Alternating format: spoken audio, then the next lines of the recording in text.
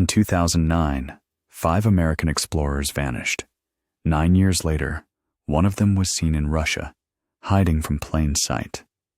This is a story of survival, a desperate search for truth, and the chilling realization that some secrets are buried deep within the frozen heart of the world. Watch to the very end to uncover the full, unimaginable truth of what truly happened, and subscribe to the channel so you do not miss our next gripping tale. Tell us in the comments, what city are you watching this video from? London, July 14th, 2018. The air in the conference hall hung heavy with the drone of 1,000 hushed conversations. Sarah Miller, a seasoned journalist whose career had been forged in the unforgiving crucible of cold cases, shifted in her seat, her mind half on the speaker, half on the ever-present hum of her restless ambition. The presentation was about remote sensing in Siberia, a topic far removed from the desperate human dramas she typically pursued. Yet, as a blurry satellite image flickered onto the massive screen, something snagged at her consciousness.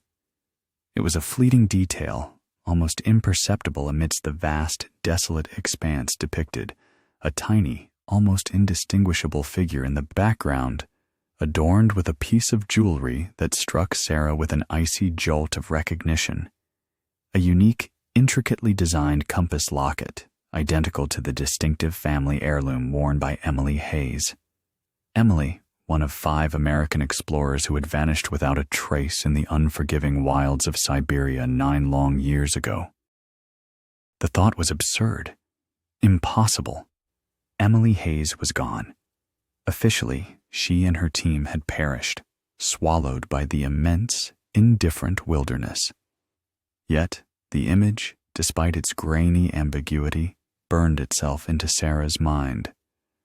A cold certainty, born of years spent chasing ghosts, settled deep within her gut. The presenter continued, his voice a distant hum, explaining algorithms and data points. Sarah heard none of it. Her gaze remained fixed on the screen, on the tiny spectral figure. It was a phantom, a whisper from a grave that had never been dug. The cold Chicago air cutting across young faces, the dense clouds foreshadowing a storm. Similar hooks had drawn her into other mysteries. This image, however, was different.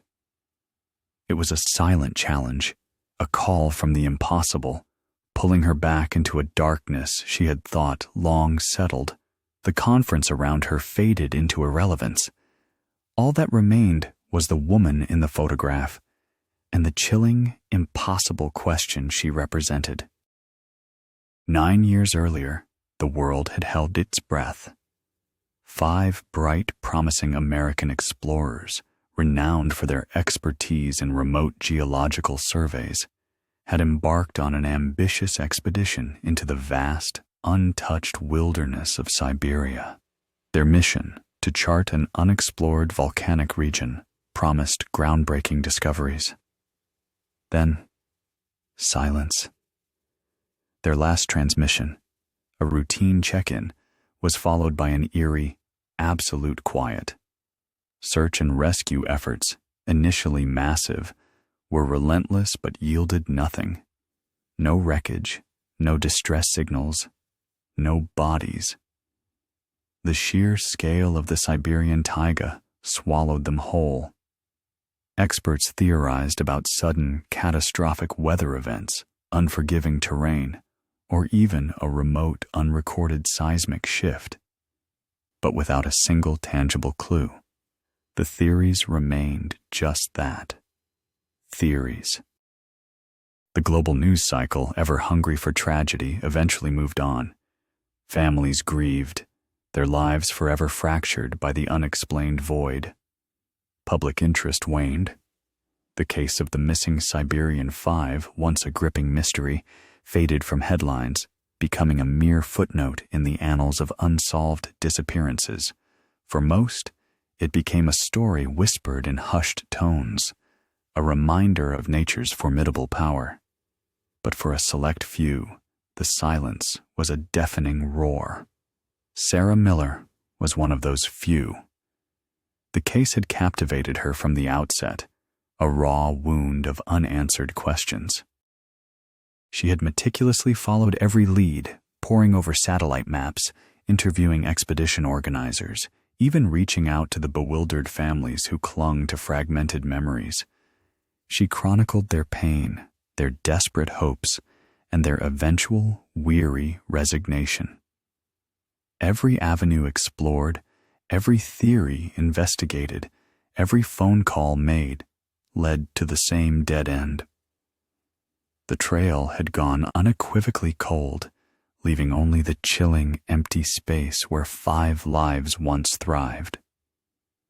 Now, a single blurry image had shattered that silence, ripping open old wounds and demanding a new, terrifying explanation.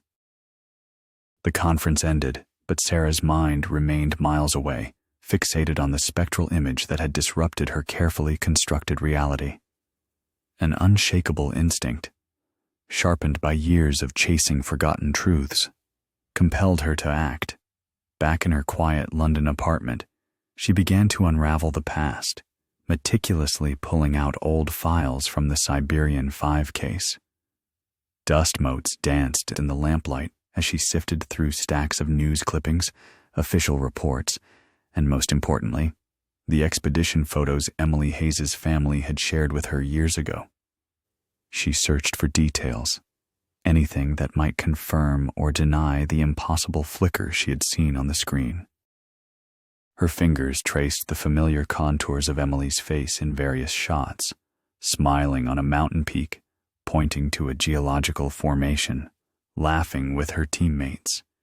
And there it was, in nearly every close-up, the compass locket, a small silver piece, intricately etched with a stylized rose, a gift from Emily's grandmother. No two were exactly alike. Each was a unique, cherished heirloom. The locket was as distinctive as a fingerprint. Sarah pulled up the grainy conference photo on her laptop, zooming in until the pixels blurred into abstract patterns. It was impossible to be certain. The resolution simply wasn't there. She needed an expert. A name surfaced from her mental Rolodex of contacts. Dr. Alistair Finch, a retired photo analyst she'd worked with on a particularly baffling cold case years ago. Finch was a curmudgeonly genius, notorious for his reluctance to engage, but unparalleled in his field. Sarah knew he was her only hope.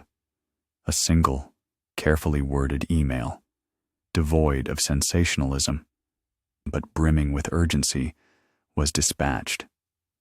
Days stretched into a week, each hour a torment of anticipation. Then, an unexpected reply. Finch, against his usual nature, had agreed. When the enhanced image finally arrived in her inbox, Sarah felt a tremor run through her. The resolution was still imperfect, but undeniably, horrifically clear. The face, older, etched with lines of hardship and resilience, was unmistakably Emily Hayes. The locket, though small, glinted with the familiar rose etching. It was her. After 9 years of presumed death, a ghost had materialized, living and breathing, in a remote corner of the world. The confirmation was a jolt, a dizzying mix of elation and profound dread. The quiet grief of a cold case had just exploded into a terrifying, active mystery. Sarah stared at the image, her breath catching in her throat. Emily was alive. But where had she been? And what unspeakable truth lay hidden in the shadows of her prolonged disappearance? The implications were staggering, dangerous, and utterly captivating. The confirmation from Dr. Finch, undeniable in its stark reality, plunged Sarah into a profound ethical dilemma. Emily Hayes, alive after all these years, Her first impulse was to call Emily's family, to shatter the quiet peace they had painstakingly built over a decade of grief. She remembered their faces, etched with a pain that time had only dulled, never erased. Mrs. Hayes, Emily's mother, had been a woman consumed by a hope that slowly, tragically, dwindled to ash. Emily's older brother, Mark, had retreated into a shell of stoicism, guarding his own raw sorrow. They had moved on. They had held memorial services, cleared out Emily's room, and most painfully, accepted the grim finality of her disappearance. Sarah hesitated. To drop this bombshell now, based on a single, albeit enhanced photograph, felt cruel. It could rip open old wounds, reignite a hope that might yet prove false, or worse, expose them to a danger they couldn't possibly comprehend. She recalled Mark's voice from years ago, weary and firm, saying they needed to find closure, to let Emily rest. Now, Sarah was about to disturb that fragile peace. She drafted an email, then deleted it, dialed Mrs. Hayes' old number, then hung up before it rang. The weight of her discovery pressed down on her, isolating her in her pursuit of the truth. She was a lone sentinel, guarding a secret that could either bring unimaginable relief or unbearable anguish. The photo analyst, a man who dealt in facts and evidence, had included a chilling addendum in his report. The area where the woman was photographed, he noted, appeared to be a restricted zone, far from any known civilian settlements or tourist routes. It hinted at something official, perhaps even clandestine. This was not a simple tale of survival. It was something far more complex, potentially perilous. Sarah understood. Emily wasn't just hiding, she was hidden. The implications were vast, sprawling into territories beyond mere missing persons. Was Emily a captive? A willing participant in some clandestine operation? The thought sent a shiver down Sarah's spine. She was standing at the precipice of a conspiracy, one that had managed to keep 5 lives a secret for nearly a decade. Exposing this publicly, without concrete answers, without a clear path forward, could not only cause immense pain to the Hayes family, but also put Sarah herself, and perhaps even Emily, in grave danger. She stared at the image of Emily, her face resolute, her eyes seeming to hold 1,000 untold stories. Sarah knew then that this wasn't a story to be broken in headlines, but a truth to be unearthed, brick by painstaking brick, from the shadows. The path ahead was uncertain, fraught with unseen threats, but an irresistible force now pulled her towards the frozen heart of Siberia. The decision, once made, settled into Sarah's mind with an unnerving clarity. She had to go. The blurry photo, the distinct locket, the 9 years of silence. It all converged into an undeniable imperative. Emily Hayes was alive, and whatever dark forces had kept her hidden for so long, Sarah intended to expose them. Russia, a country vast and opaque, was where her truth lay buried. Specifically, the remote, unforgiving region of Siberia, where the satellite image had captured its chilling secret. Her journalistic instincts, honed by years of navigating treacherous terrains, both literal and metaphorical, kicked in. Discretion was paramount. She couldn't arrive as a journalist with a camera crew.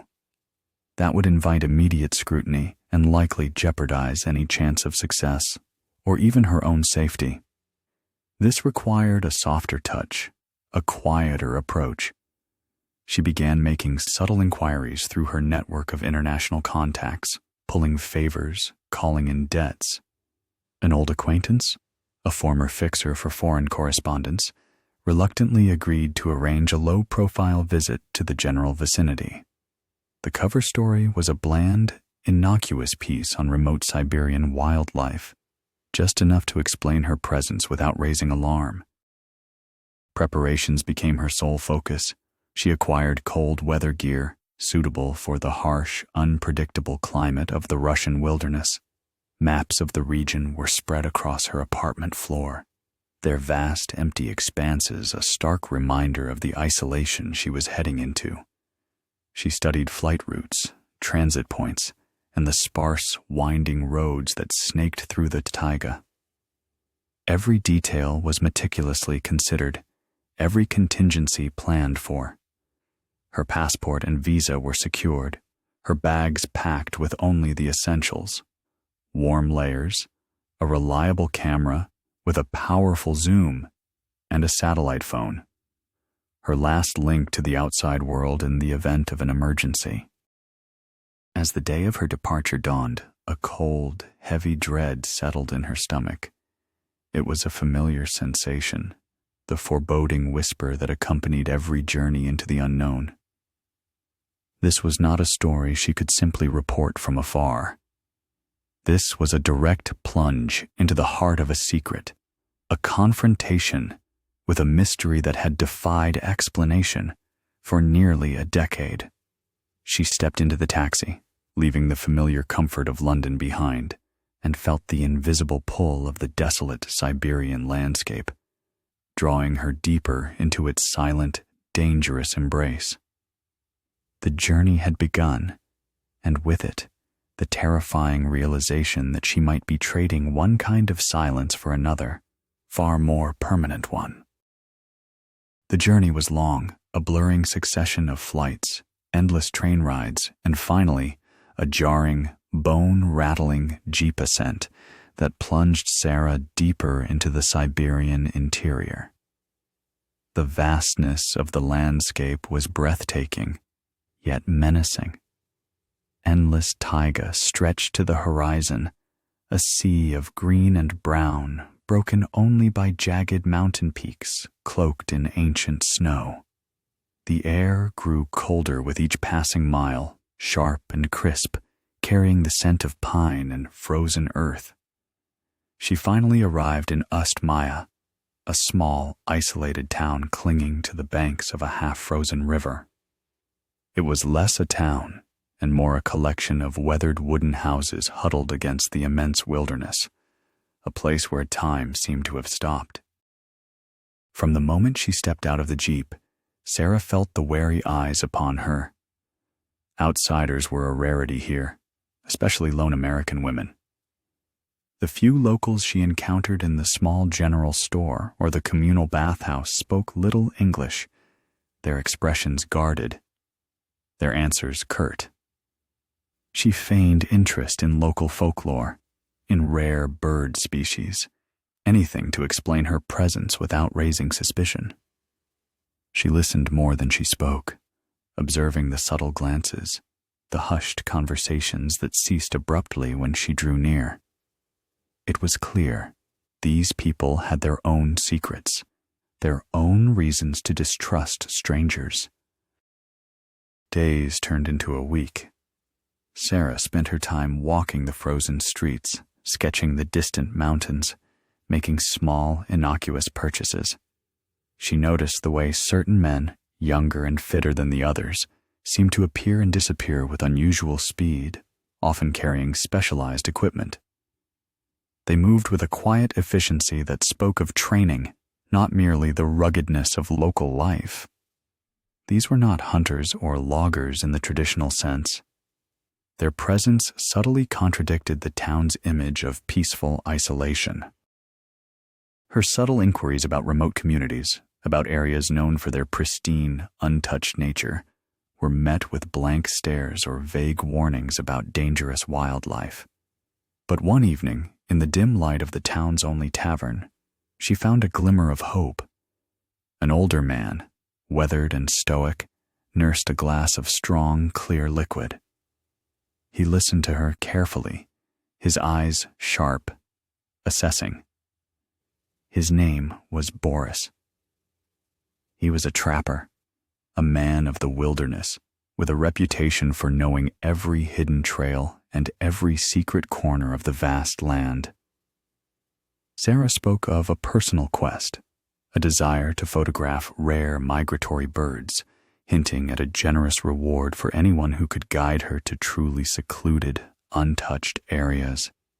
She kept her true intentions veiled, but her urgency was clear. Boris's gaze lingered on her, then shifted to the worn photo of Emily she had carefully placed on the table, face down, as if accidentally. He did not ask about it. Instead, he simply nodded, a slow, deliberate movement. He understood that she sought something beyond birds. He spoke in broken English, his voice raspy from years of cold and solitude. The area she described, he said, was far, dangerous, and known to avoid outsiders. He warned of the bitter cold, the treacherous terrain, and unspecified, subtle dangers that lay beyond the reach of maps. But for a significant sum, more than Sarah had anticipated, but within her budget, he would take her close. Not into it, he stressed, but near. A thrill mixed with a profound sense of apprehension shot through Sarah. She had found her way in. The next step would take her into the true heart of the mystery, deeper into a silence that now felt less empty and more intensely watchful. The journey with Boris was a test of endurance. Days bled into weeks, marked by the rhythmic crunch of their snowshoes on the pristine, unbroken snow, the biting wind that seemed to strip warmth from bone, and the pervasive silence of the taiga, broken only by the howls of distant wolves or the creaking of ancient trees. Boris, a man of few words, navigated the frozen landscape with an almost supernatural intuition, his weathered face an impassive mask against the elements. They moved primarily at night, under the indifferent gaze of a million stars, their figures cloaked in the deep shadows of the forest. Sarah learned to conserve every ounce of energy, to trust Boris's judgment implicitly, and to listen to the subtle language of the wilderness. As they ventured deeper, the terrain grew more rugged, the air thinner and colder. The sparse, stunted trees gave way to vast, exposed plains of snow and ice, bordered by jagged, snow-capped peaks. This was the heart of the restricted zone Boris had spoken of, a place where no one ventured without reason. After days of relentless travel, Boris finally halted, pointing silently towards a distant, almost imperceptible smudge against the white landscape. It was nestled in a remote valley, cleverly camouflaged by natural rock formations and drifts of snow. It was not a remote village, as Sarah had initially speculated. This was a structure, artificial and immense, blending seamlessly into its surroundings. Through the powerful scope of her binoculars, Sarah could make out details that sent a chill through her core. The smudge resolved into a complex of low-lying buildings, partially subterranean, surrounded by what appeared to be reinforced fencing and watchtowers, barely visible against the snow. There were no visible entry points for casual visitors, no signs of life beyond the occasional, brief glimpse of figures moving swiftly between structures. This was a clandestine facility, a hidden outpost designed to be invisible to the world. A sudden movement caught her eye. A figure, bundled in heavy winter gear, emerged from one of the buildings, walking purposefully towards another. And then Sarah saw it, a faint glint of silver against the dark fabric, the unmistakable glint of the compass locket. It was Emily. Undeniably, terrifyingly, Emily. She was not a lost hiker found by a secluded community. She was here, in this remote, heavily guarded compound. The revelation landed with the force of a physical blow. Emily wasn't merely hiding. She was held, or worse, inextricably linked to something far more sinister than a simple disappearance. Sarah observed from a safe distance the rigorous routine of the facility, the precise, almost military movements of the guards, their weapons glinting in the faint light, the systematic transfer of large, indistinct crates. It was an operation, carefully managed and utterly secret. A profound sense of dread washed over Sarah, mixed with a surge of grim determination. Her worst fears were confirmed, but the truth was far more terrifying than she could have imagined. Emily was alive, but she was a prisoner, bound by a secret that now threatened to consume Sarah as well. The bitter cold of the Siberian night clung to Sarah, but it was the icy grip of revelation that truly froze her. Emily was here, alive, a prisoner in a secret compound. The implications were staggering, dangerous beyond anything she had conceived. Her mind raced, grappling with the images she had just witnessed. Armed guards, strict routines, the chilling precision of a covert operation. She remained hidden, shivering, in the thin cover of wind-stunted pines, observing the facility for hours, trying to discern patterns, weaknesses. Each passing moment underscored the impossibility of a solo rescue. As the first faint streaks of dawn began to paint the eastern sky, casting long, distorted shadows across the snow, a figure emerged from the tree line some distance away, not from the direction of the facility. Sarah tensed, her hand instinctively going to the small, heavy rock she had picked up. It was an old man, his face a roadmap of wrinkles, his gait slow but deliberate. He carried no visible weapon, only a weathered satchel. He moved towards her hiding spot, his eyes, surprisingly keen, fixed directly on her. There was no surprise in his expression, only a quiet certainty. He stopped a few paces away, his breath misting in the frigid air. His voice, when he spoke, was a low rumble, surprisingly clear despite the wind. He spoke in heavily accented English, almost a whisper, words that sent a fresh wave of shock through Sarah. He knew her name. He knew why she was there.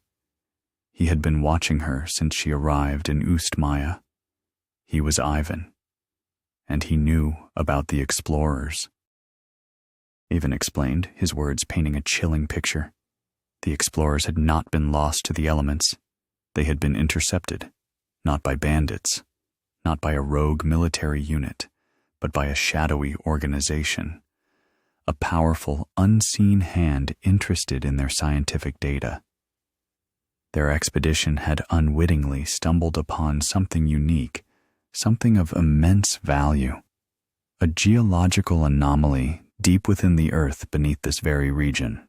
The explorers' advanced equipment, their specific expertise, had made them invaluable assets. They were not victims of a tragic accident, but assets to be exploited. Ivan himself was a relic of a bygone era, a former dissident who had once defied authority, forced into a secluded life in these very wilds. He had seen the comings and goings, the subtle changes, the sudden increase in covert activity years ago, coinciding with the explorer's disappearance. He had suspected foul play, but his warnings had gone unheard, dismissed as the ramblings of an old man. He had even tried in his own quiet way to investigate, but the power behind the operation was too vast, too deeply entrenched. He spoke of the other explorers, confirming that Emily was not alone, but that 2 others had perished, their bodies disposed of to maintain the secrecy. Emily and Maya, another of the missing, were still alive, forced into service, their knowledge exploited. A strange alliance was forged in the frigid dawn. Ivan, a man with nothing left to lose but a faint spark of justice, offered his help. He knew the land, the hidden paths, the subtle rhythms of the facility's operations. His eyes held a deep, quiet resolve, born of years of resentment against unseen oppressors. Sarah looked at the old man, a flicker of hope amidst the overwhelming dread. She was no longer alone in this frozen wasteland. A lifeline had been extended, but the cost of grasping it, they both knew, could be everything. The game had just changed, dramatically and dangerously. The biting cold of the Siberian dawn witnessed a desperate alliance solidify. Sarah and Ivan huddled together in the meager shelter of a rock outcrop, their breath pluming in the frigid air. The old man, hardened by a lifetime of survival and resistance, meticulously outlined what he knew of the hidden facility. His knowledge was born not of direct access, but of years of patient observation, of noting the subtle shifts in patrol routes, the faint sounds carried on the wind, the patterns of supply drops. He explained that Emily, along with at least one other explorer he knew as Maya, was being held within the complex, forced to apply their scientific expertise to the mysterious geological anomaly. They were not guests. They were prisoners, their minds and skills exploited for an agenda yet fully revealed. Ivan described the facility's layout as best he could piece it together. A series of interconnected, mostly subterranean bunkers, disguised by natural terrain and reinforced by what appeared to be sophisticated but not impregnable security measures. He spoke of two main entry points: a primary vehicle entrance, heavily guarded, and a less conspicuous, rarely used service tunnel, often snow-drifted and considered impassable by most. This service tunnel, he believed, represented their only chance. It was seldom monitored, assumed to be too difficult to traverse, a blind spot in the organization's otherwise tight security. The plan began to take shape, born of necessity and extreme risk. They would approach under the cover of a severe blizzard, a weather event Ivan predicted with uncanny accuracy, using the whiteout conditions to mask their approach. The biting winds and zero visibility would deter most patrols. Their goal was clear: reach the service tunnel, infiltrate the facility, locate Emily and Maya if possible, and extract any data or evidence they might have managed to collect. Emily, Ivan revealed, had always been meticulous, keeping secret logs, a habit born of her scientific training. There was a chance she had documented the true nature of their captivity, perhaps even the details of the anomaly. The stakes were immense. Failure meant their own capture, or worse, their swift, silent elimination in the unforgiving wilderness. Ivan detailed the few crucial hours when the guard rotations were weakest, when certain sections of the facility might be less populated. They would have to move with speed and absolute silence, relying on Ivan's intimate knowledge of the immediate terrains surrounding the compound. Sarah, though a journalist, had developed a resilient, almost primal instinct for survival over the years. She understood the gravity of their endeavor. This was not about breaking a story. It was about saving lives, and perhaps preventing a catastrophic exploitation of a hidden power. The plan was audacious, desperate, and terrifyingly real. There was no going back. The fate of Emily, Maya, and potentially more now rested on their shoulders. They would gamble everything on the next perilous move.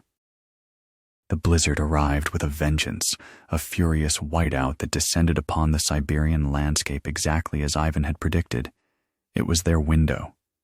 The biting winds howled like banshees, whipping snow into a blinding frenzy that reduced visibility to mere feet. Under this chaotic veil, Sarah and Ivan moved, spectral figures against the storm's fury.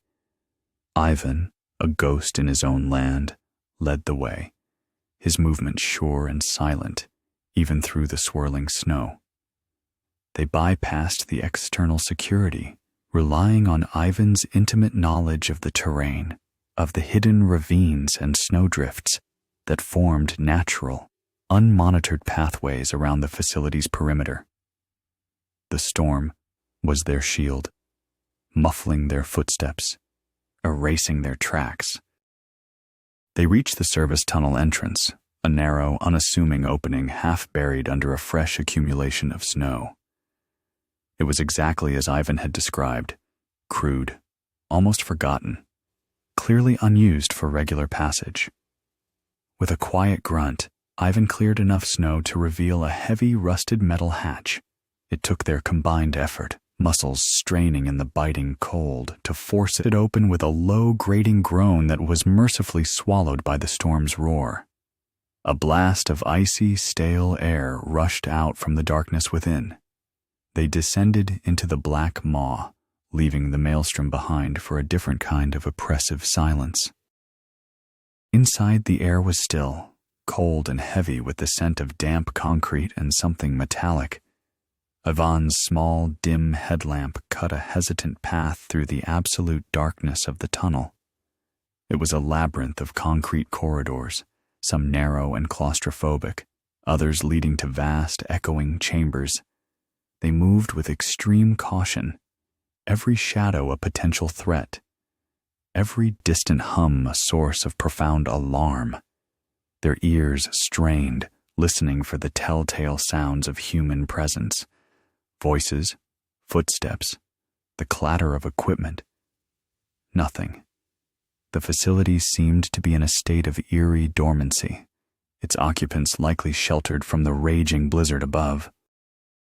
Then, Ivan signaled, a faint light ahead, a sliver of yellow emanating from under a heavy, reinforced door. This was it. Sarah felt her heart hammer against her ribs. With a quiet push from Ivan, she stepped through the doorway into a brightly lit, sterile laboratory. Equipment hummed softly, screens displayed complex data, and charts covered the walls. And there she was, Emily Hayes. She was older, her face etched with a weariness that went beyond simple fatigue, her movements precise as she adjusted a piece of intricate machinery. Her hair was pulled back, a few strands escaping, framing a face that was still unmistakably hers, yet hardened by untold experience. The compass locket, now almost a part of her, gleamed faintly at her throat. Emily looked up, startled by the sudden appearance of two muffled figures. Her eyes, initially wide with alarm, narrowed in disbelief as she recognized Sarah. A flicker of recognition, then profound shock registered on her face. Sarah stepped forward, slowly, carefully, lowering her hood to reveal her face. A name whispered softly. Emily. The sound seemed to break a spell. Tears welled in Emily's eyes, quickly suppressed, replaced by a fierce, cautious hope. She nodded, her voice hoarse, confirming the horrifying truth. They were indeed captured, intercepted during their expedition, exploited for their expertise, forced into a life of servitude, prisoners of a shadowy organization that sought to harness the power of the geological anomaly they had discovered.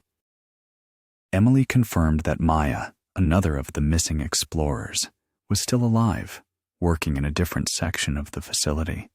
Two others, she revealed with a heartbreaking tremor in her voice, had not survived their captivity.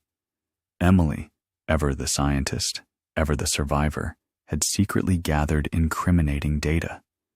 A small, hidden device containing the true nature of their predicament and the organization's plans.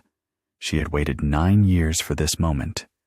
Sarah, looking at Emily's worn but defiant face, felt the weight of the truth settle upon her. This was just the beginning. The fragile reunion in the sterile laboratory was shattered by a sudden, jarring klaxon. A piercing metallic shriek echoed through the concrete corridors, signaling that their presence had been detected. An alarm. A cold dread, sharper than the Siberian wind, seized Sarah. They were exposed. Emily's eyes, wide with a renewed fear, instantly shifted from relief to grim determination. There was no time for questions, no time for explanations, only action. "We have to move now." Emily's voice was urgent, hoarse from disuse, yet sharp with a desperate clarity. She clutched a small, nondescript data stick, barely the size of her thumb, palming it tightly. This was the incriminating evidence, the truth she had meticulously collected over 9 agonizing years. Ivan, reacting with the instincts of a seasoned survivor, grabbed Sarah's arm, his grip surprisingly strong. "This way, not the way we came." They burst from the lab not back towards the service tunnel, but deeper into the unknown labyrinth of the facility. Emily, despite her years of captivity, possessed an intimate knowledge of the complex's inner workings. She led them through a series of narrow utility corridors, dimly lit and smelling of ozone and metal. Footfalls echoed behind them, growing louder, closer, the metallic thud of heavy boots. The shout of commands in a language Sarah barely understood, but whose intent was terrifyingly clear. They were being hunted. Short, sharp sentences marked their frantic flight. A sharp turn. A bolted door, miraculously unlocked. They squeezed through tight passages, their breath ragged, hearts pounding. The pursuit was relentless. Guards, heavily armed and moving with practiced efficiency, were closing in. A gunshot cracked, the sound deafening in the enclosed space, followed by the whine of a ricocheting bullet against the concrete. They pressed forward, propelled by sheer terror and the desperate need to survive. They reached a set of service stairs, steep and icy, leading upwards. Ivan, ever the strategist, kicked a loose pipe, sending a cascade of metal clattering down the stairwell, creating a momentary diversion, buying them precious seconds. They emerged into a different section of the facility, closer to the surface, but still very much inside. Emily pointed to a ventilation shaft, narrow and grimy, almost invisible against the wall. "This leads out, a different exit." It was a desperate gamble, but their only option. They squeezed into the cramped shaft, the metal cold and unforgiving against their skin. The air was thick with dust and the faint hum of machinery. Behind them, the sounds of their pursuers echoed, their frustration palpable. They crawled, muscles screaming, through the tight confines of the shaft, the darkness absolute, until a faint glimmer of moonlight pierced through a grate ahead. Freedom, or at least a chance at it. They tumbled out into the biting blizzard, the wind a physical force, the snow a blinding curtain. They were on the outer perimeter of the facility, exposed, but away from the immediate, confined danger. The vast, treacherous Siberian wilderness, their enemy moments before, was now their only ally. Ivan, despite his age, moved with surprising speed, urging them forward. "This way. We must reach the tree line." The facility lights, blurred by the storm, cast an eerie glow behind them. Gunshots rang out, lost in the howling wind. They plunged into the swirling snow, their figures swallowed by the storm, a desperate dash for survival against an unseen, powerful enemy that now knew their faces. The true escape had only just begun. The blizzard continued its relentless assault, a powerful ally in their desperate flight. For hours, Sarah, Emily, and Ivan battled the elements, pushing through waist-deep snow, navigating treacherous, unseen terrain. The adrenaline that had fueled their escape slowly ebbed, replaced by a bone-deep exhaustion. Ivan, despite his age, maintained a remarkable pace, his knowledge of the land proving invaluable. He led them through a series of hidden passes and deep snow-filled ravines, paths known only to a few, designed to evade detection. The sounds of their pursuers, faint at first, then almost imperceptible, eventually vanished completely, swallowed by the storm. Finally, as dawn approached, painting the swirling snow in shades of bruised purple and gray, Ivan led them to a small, isolated trapper's cabin, nestled deep within a seemingly impenetrable thicket of pines. It was rudimentary, built for survival, with a small, sputtering stove that quickly began to radiate a welcome heat.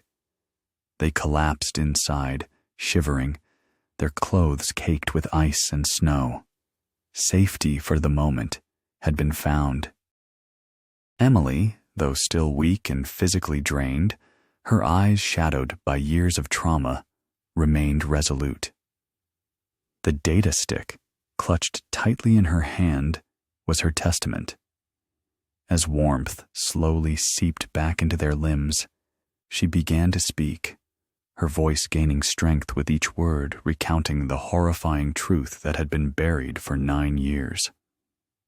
The geological anomaly they had discovered was not merely an academic curiosity.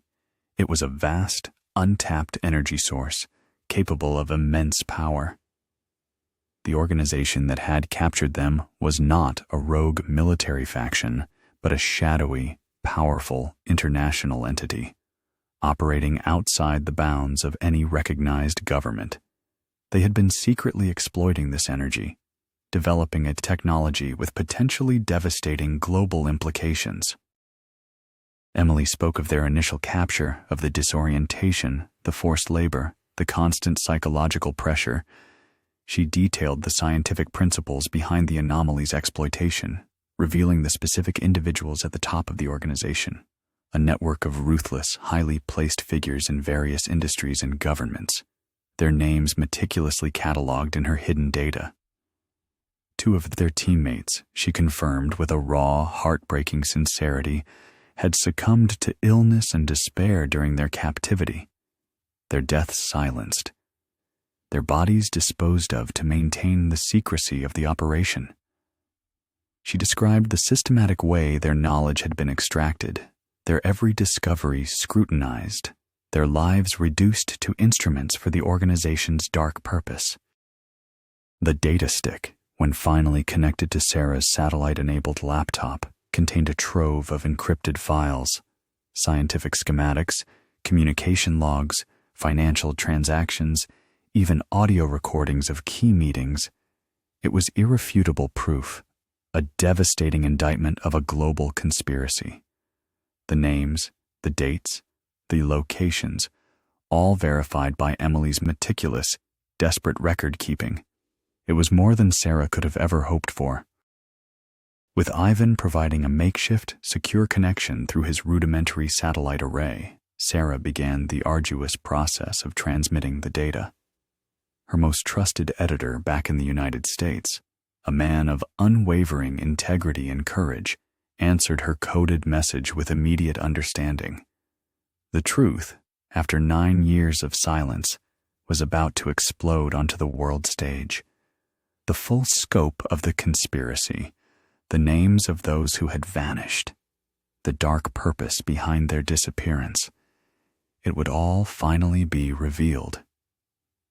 The fight had moved from the frozen wilderness to the global arena, and Sarah, Emily, and Ivan had just fired the opening shot. The encrypted data, once transmitted, exploded onto the global stage with the force of a seismic shockwave. Sarah's trusted editor, a master of journalistic strategy, ensured its release was meticulously timed and impossible to suppress. News outlets around the world scrambled to cover the unprecedented exposé. The shadowy organization, long operating with impunity, found its intricate web of influence and illicit activities suddenly illuminated for all to see. Key figures, once untouchable, were named, their connections to the Siberian anomaly and the forced labor of the explorers laid bare. Investigations launched in multiple countries, triggering arrests, asset freezes, and a cascade of legal proceedings that sent tremors through the highest echelons of power. The world watched, horrified and captivated, as a decade-old mystery unraveled with stunning speed. For Sarah, Emily, and Ivan, the immediate aftermath was a blur of debriefings, protective custody, and the overwhelming, surreal sensation of safety. Emily, reunited with her family, faced a complex emotional landscape. 9 years of captivity, of forced identity and stolen life, could not be erased by a single rescue. Her parents, aged and marked by a decade of silent grief, embraced her with a mixture of overwhelming relief and a profound, aching sorrow for the years lost. Her brother, Mark, struggled to reconcile the ghost he had mourned with the hardened woman standing before him. Emily herself wrestled with her past, the trauma of her experience, and the question of whether she could ever truly return to the life she had left behind. Her scientific mind, still sharp, was now burdened with the knowledge of a dangerous power, a secret that had almost consumed her. The quiet comfort of anonymity was gone, replaced by the glare of public interest. Maya, the other surviving explorer, rescued in a follow-up operation thanks to Emily's detailed intel, faced a similar struggle. Their lives were irrevocably changed, forever marked by the remote, icy prison. Yet, amidst the pain and adjustment, there was also a profound sense of purpose. The data they had helped expose, the truth they had brought to light, had disrupted a formidable, dangerous entity. The geological anomaly, now under international scrutiny, would ideally be safeguarded, its power prevented from falling into the wrong hands again. The encrypted data, once transmitted, exploded onto the global stage with the force of a seismic shockwave. Sarah's trusted editor, a master of journalistic strategy, ensured its release was meticulously timed and impossible to suppress. News outlets around the world scrambled to cover the unprecedented exposé. The shadowy organization, long operating with impunity, found its intricate web of influence and illicit activities suddenly illuminated for all to see. Key figures, once untouchable, were named, their connections to the Siberian anomaly and the forced labor of the explorers laid bare. Investigations launched in multiple countries, triggering arrests, asset freezes, and a cascade of legal proceedings that sent tremors through the highest echelons of power. The world watched, horrified and captivated, as a decade-old mystery unraveled with stunning speed. For Sarah, Emily, and Ivan, the immediate aftermath was a blur of debriefings, protective custody, and the overwhelming, surreal sensation of safety. Emily, reunited with her family, faced a complex emotional landscape. 9 years of captivity, of forced identity and stolen life, could not be erased by a single rescue. Her parents, aged and marked by a decade of silent grief, embraced her with a mixture of overwhelming relief and a profound, aching sorrow for the years lost. Her brother, Mark, struggled to reconcile the ghost he had mourned with the hardened woman standing before him. Emily herself wrestled with her past, the trauma of her experience, and the question of whether she could ever truly return to the life she had left behind. Her scientific mind, still sharp, was now burdened with the knowledge of a dangerous power, a secret that had almost consumed her. The quiet comfort of anonymity was gone, replaced by the glare of public interest. Maya, the other surviving explorer, rescued in a follow-up operation thanks to Emily's detailed intel, faced a similar struggle. Their lives were irrevocably changed, forever marked by the remote icy prison. Yet amidst the pain and adjustment, there was also a profound sense of purpose. The data they had helped expose, the truth they had brought to light, had disrupted a formidable, dangerous entity. The geological anomaly, now under international scrutiny, would ideally be safeguarded, its power prevented from falling into the wrong hands again. Ivan, the quiet old man of the taiga, slipped back into his beloved wilderness, his part in the drama complete. He had seen justice, however incomplete, served. Sarah, after ensuring Emily and Maya's safety and the full dissemination of the truth, found herself in a familiar space, the quiet hum of her office, the next blank page waiting. She had broken the biggest story of her career, but the victory was bittersweet. The world had learned of Emily and Maya's ordeal, but the shadows of the organization, though fractured, still lingered. Powerful individuals, once at the top of the dark scheme, faced consequences, but the full, insidious reach of such an entity was difficult to sever entirely. The future remained uncertain for Emily and Maya. They were survivors, but also witnesses, forever tied to a secret that had cost them 9 years of their lives. Could they resume their scientific careers, now globally famous and irrevocably changed? Would they seek quiet anonymity, or would their ordeal compel them to become advocates, voices against such hidden abuses of power? The answers were not clear. For Sarah, the hunt was over, for now.